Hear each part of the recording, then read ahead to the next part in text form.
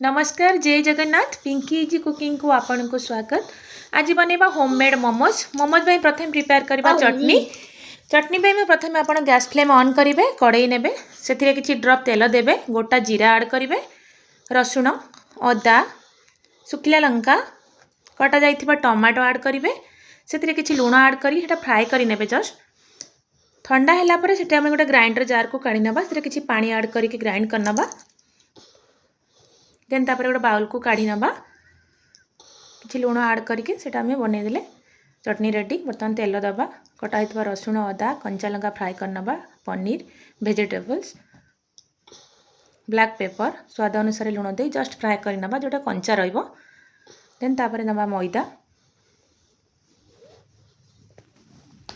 लुण किसी ऐड करनवा, चकटी नवा। 5 मिनट पर गुला बनी नवा, छोट छोट गोला बनी नवा। तापर बेली नवा, जहाँ भी आम पूर्व बनई सेटा आणिकी आम ऐड करवा। पूर्व देखो छोट छोट एमती टीका बनइबा आपण पूर्व देकी मुझे बनइली। आप जेकोसी स्टाइल बनई पारे, यहाँ इजिली बनीज।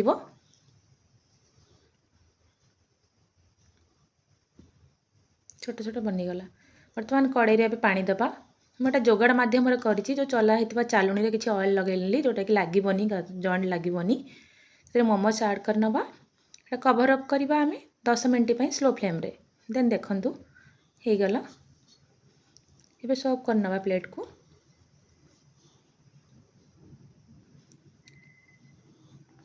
देखो मोमोज रेडी, चटनी भी रेडी। घरे बनई कि ट्राए करेंगे, हाइजेनिक रहिबो। Thank you.